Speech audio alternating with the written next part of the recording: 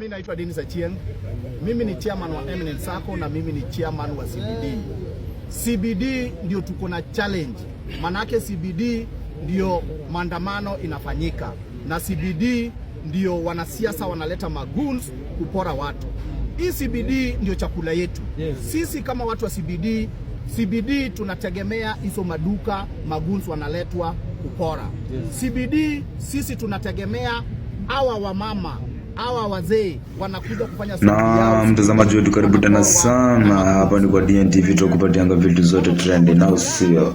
Kama mnavyojua, kesho ni siku ya maandamano ambapo Gen Z wanasema lazima watafika hadi upande wa State House ili wapate justice kwa mashujaa wao ambao waliweza kuumia mwaka wa 2024 ambapo walikuwa wanapinga mswada wa Finance Bill 2024 hadi 2025.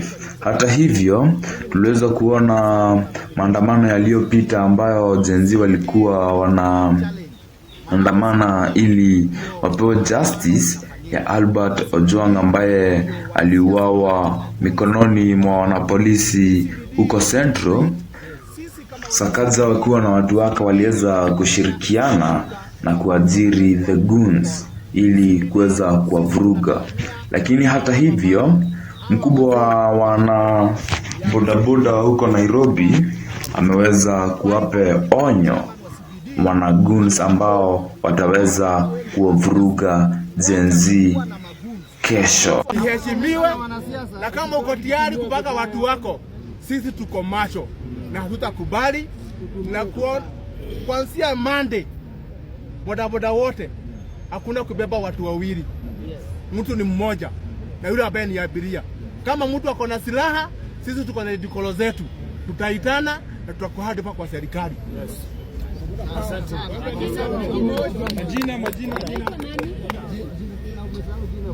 Majina yangu ni Samuel Nganga Walaga. I'm the county chairman BAK Nairobi County. Thank you. Bodaboda power.